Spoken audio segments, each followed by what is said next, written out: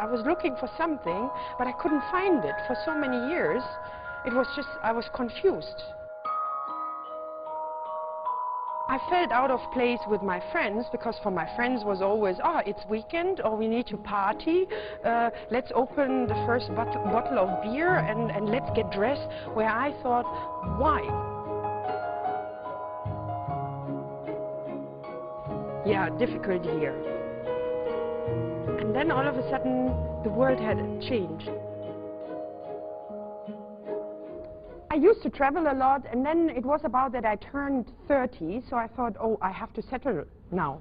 So I went back home, and I was looking for a job, and I couldn't find a job. Nevertheless, I thought, okay, I'm going on vacation now, and I'm going to Dubai. So I went here, and after 2 weeks, I had a job offer. My mom and dad, they were really, really scared. Yeah, my parents, they're the same as me. We all have been very prejudiced. Western woman going to an Arabic country. Of course, everybody, because you hear stories, you know, and it was in 2002. No, end of 2001. And you know, there was September the 11th, and all these incidents happened, and of course everybody just expected something bad. I was raised with Muslims together. It started actually when my elder brother, he converted to Islam. And the reason why he converted to Islam was he married a Muslim woman, a Turkish woman. So being his sister and wanting to protect him in his decision, of course we went to Islamic centers. Well, I did. I went with him to Islamic centers. I attended some sessions. I was reading some books with him together, but it was never really convincing for me to say, oh, I convert to Islam now. It was not convincing for me. And then you're coming to an Islamic country and you experience Muslims in a different way. All of a sudden I thought, hey, they're actually very nice. Wow, they treat you really with respect. It's not like, I felt comfortable. And in the beginning, I mixed more with European than I would have mixed with other nationalities, because I wanted to keep my comfort zone. But then there was a point where I wanted to step out of my comfort zone, because all of a sudden this zone was not comfortable anymore.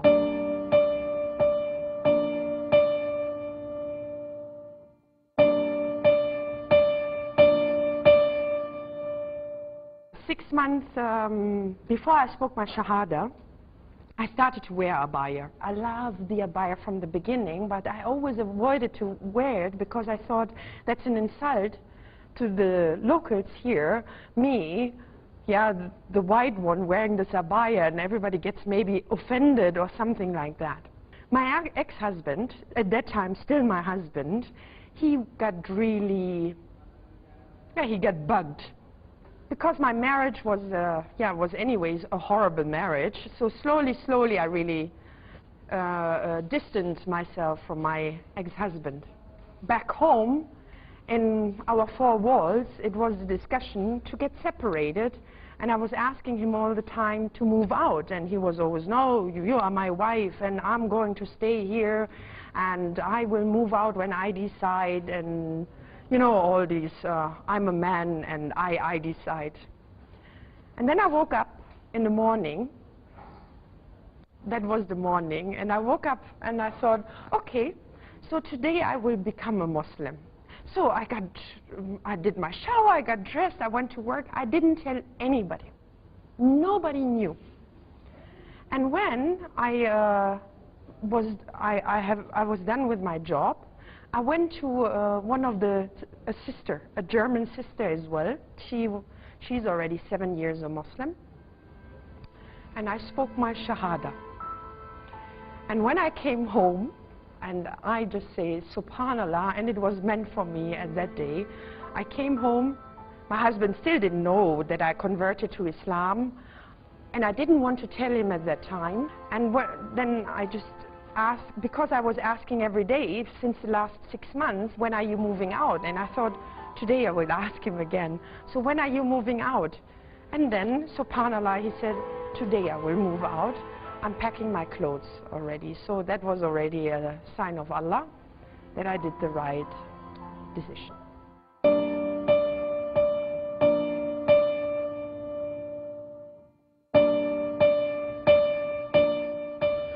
I spoke my Shahada on the 25th of June 2009. Until date, it was my most horrible year ever.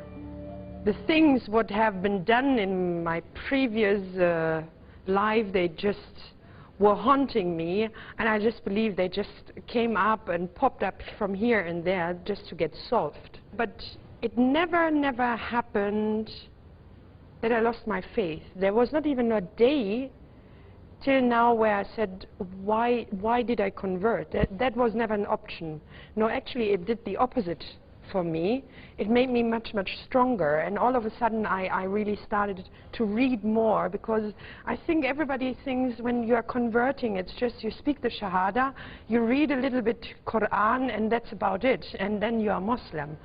And it's not the way. And yeah, I just think all these difficulties which I was facing just made me read more and more and get more knowledge about Islam.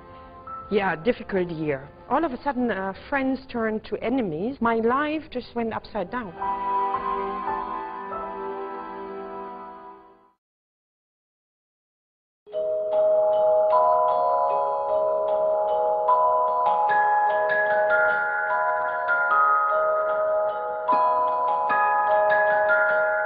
At that time, one of my friends got really close to me. Her name is Kate, and she really supported me a lot. I think she was the only one who really supported my decision to convert to Islam, because most of the people, they were really shocked and they were afraid and they had their concerns. And I know that Kate was always there. I could call her in the middle of the night if I need her, and I thank Allah every day for such kind of friend. Kate was not a Muslim at that time. Kate was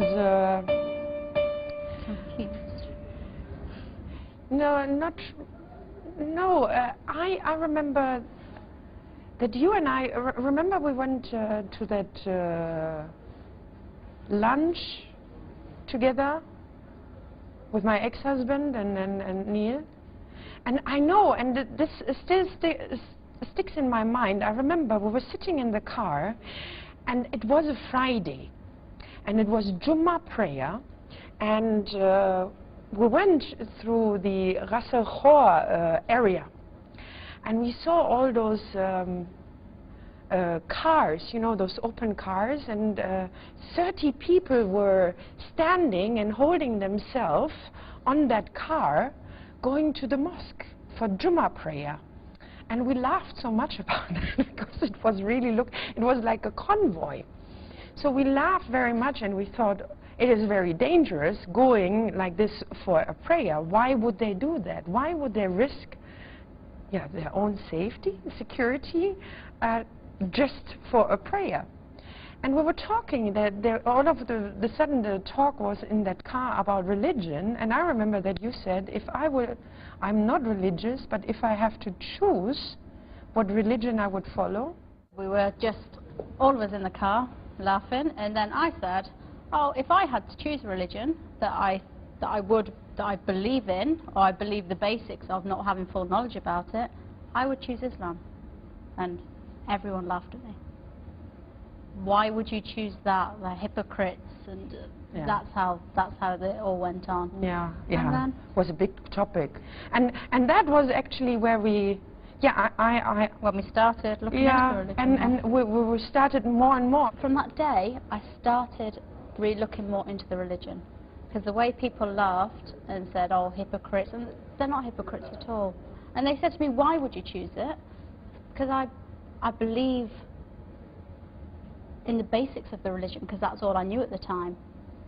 And you look at the Arab families, and they're all very close knit, and I think that's fantastic. Whereas from where I come from, you don't all come together on a Sunday, which would be our day that all families come together. Everyone does their own thing. We all live our separate lives. Whereas here, Fridays, it's just such a family day. All I learnt from school when we were studying religious education, which is compulsory, so we had to study it, we learnt all about all the different religions. When it came to Islam, my studies teacher said to me, to sum it up, Islam, the people that follow it, they're a bunch of terrorists. And that was it. That's all we learnt about Islam. Nothing else. And that's stuck in your mind. And think of all those people then, if that's the attitude of what the teachers give him. And we had no Muslims in our class anyway. And of course, when you're younger, everyone just laughs. But that's all that's stuck in the mind. I was asking more questions more than anything. I didn't go to any Islamic centres, read any books. I was just more inquisitive, asking people about their religion. But I had to put all the thought into it. I don't just want to convert, just to be one of those people that says, oh yeah, I've converted.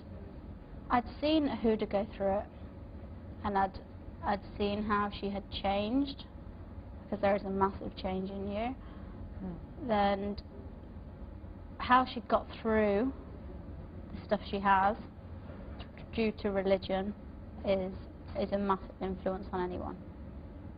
When I look at myself before I converted and now, I mean, I was always there for everybody. You know, everybody came and told me their problems, and I was actually a problem by myself. I was fighting myself so much, but in order not to face my own problems, I always took on other people's problem, and then nobody was there for me. And when I converted, prayer was, and I told you to compare, when you have a nice pattern around your skin and you feel very comfortable, the same is for me when I do my prayer. The time between, sometimes it takes too long, where I think, oh, when is the next one? It just helps me so much. Yeah, it makes me lighter.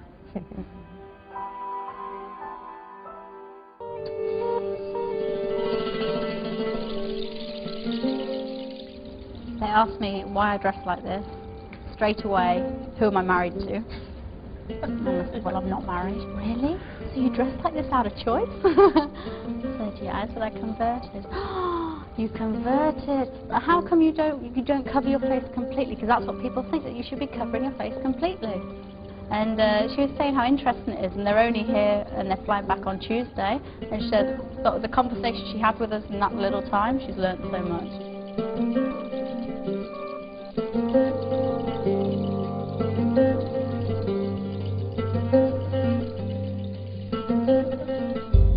Converting to Islam is not just wearing hijab. Islam starts in your heart.